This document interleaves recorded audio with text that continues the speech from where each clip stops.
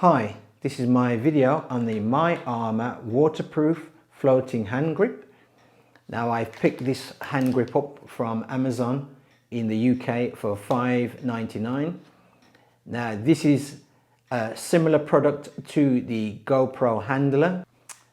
Now once removed from the packet, this is what you get. You get the actual hand grip itself, and you get a lanyard which it states MyArmor on there, and this lanyard also has a little clip here to adjust it to your wrist strap, to your wrist size, and it has MyArmor written on the front and on the back.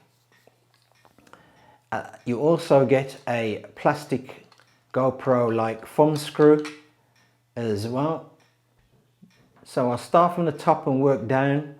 You get the GoPro style thumb screw with a metal nut there. Now the metal nut is not glued in, it's just placed in, so be aware of that. You may have to glue it in yourself, but it stays in there so far, but it's not glued in.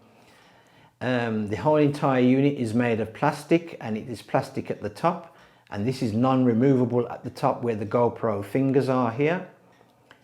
We come to the main body here, which is still plastic, and we have this type of foam rubber.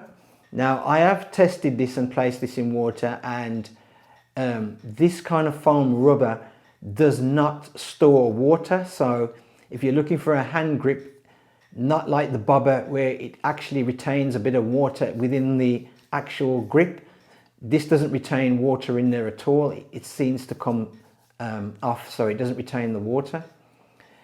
It has a seam though running down there, so you know it's just one material being wrapped and glued round, and we have a seam, but the seam is quite tight. It's not, there's no gaps within the seam to show the plastic behind, so that's quite good. We come to the bottom part, and the bottom part here is in orange. Now it does come in various other colors such as yellow, blue and green, and this particular one, as I stated, is orange. Now the unique thing with this floaty hand grip compared to the GoPro handler and bobber is you can simply screw the bottom off, and we have a compartment in there. Now this compartment, which is all the way, it's the whole entire length of the actual handle, it's not wide enough to store batteries, so bear that in mind. It's not wide enough to store batteries, but things like your ring, money, coins can be stored in there. Now bear it in mind, if you're going to put things like coins and a lot of coins in there, it is going to affect the buoyancy of the handle, so bear that in mind. Now on the actual end we have two rubber rings or grommets. We have a round one at the top here, the first one, and we have a second one which is a flat rubber washer or ring or grommet, if you want to call it, at the bottom. Now this gives it double protection of not letting water into the main chamber here, so that is really good. And it has a large screw thread, so it hasn't got a fine screw thread, so you don't have to really fumble around trying to line it up and to screw it in. It's just a large screw thread which you can just simply twist it in, and that's it. And then this unit is now secure. Actual overall length of the bomber, almost said bobber, the floaty hand grip is actually 6 inches long, the entire length, and the actual dimensions between the end of the bobber to here where your hand will go is about 5 inches, give or take. It's about 5 inches in length. Now the actual circumference or thickness is about an inch and a quarter across, which is quite good, and I like that. And in the hand, it is, because of the dimensions of it, it feels well grippy in the hand. It does feel grippy even when it's wet as well, so that is a really good thing from MyArmor. So it does feel very comfortable. I've held this for at least about 5-10 minutes, holding the actual floaty hand grip, and my hand here didn't get tired of holding it. So it just goes to show that the thickness of this thing is really, really good. And personally, I think for $5.99, it's not a bad floaty hand grip if you need one. Now, this is my 2p worth on the MyArmor waterproof floating hand grip. I'll start off with the negatives first, which ain't much at all when it comes to something like this. I think the one negative is probably the seam, how they've joined here. Now, the difference with something like this compared to the GoPro handler and the bobber, you really don't see a seam now, especially with the handler. Now, with the GoPro handler, because that's like a foam material all around, there's really no join. Like with this, you can see a join. With this particular one, but if you don't mind that, as I stated before, for $5.99 it is a good product. So that's, I'd say, is a negative.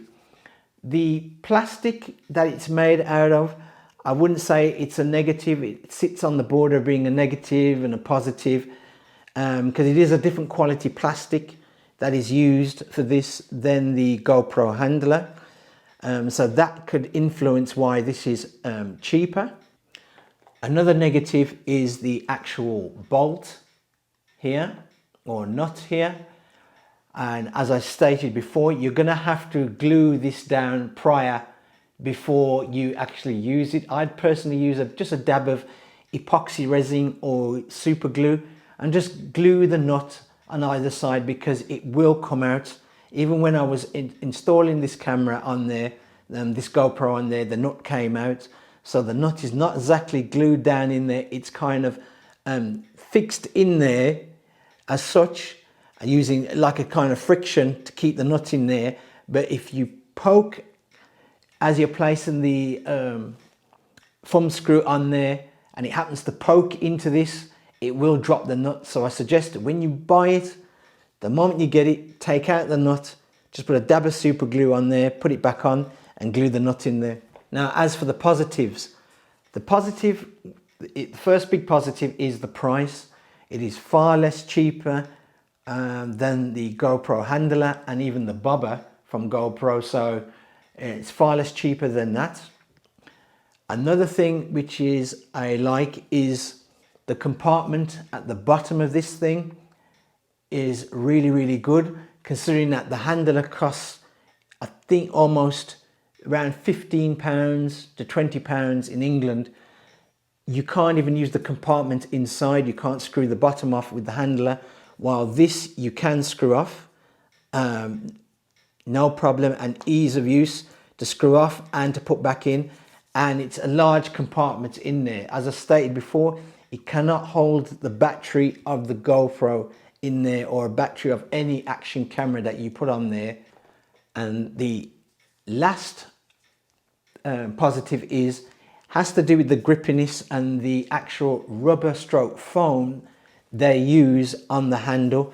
It doesn't retain water, not as much as the GoPro handler that I reviewed. That seemed to retain a bit more water than this. This doesn't retain that much water at all. Overall, the MyArmor waterproof floating hand grip, for its price, is very, very good. Now I'm going to ask questions on this. Yes, these are similar to other products that I've reviewed by other manufacturers, so they are generic. But what I do find, even though they are mass produced by other manufacturers as well, is it all depends on the end part. I noticed that the ends on certain ones of these, especially the looped end here, the thicknesses are different. This one seems to have one of the best thicknesses. It's quite thick, this loop at the bottom, compared to most.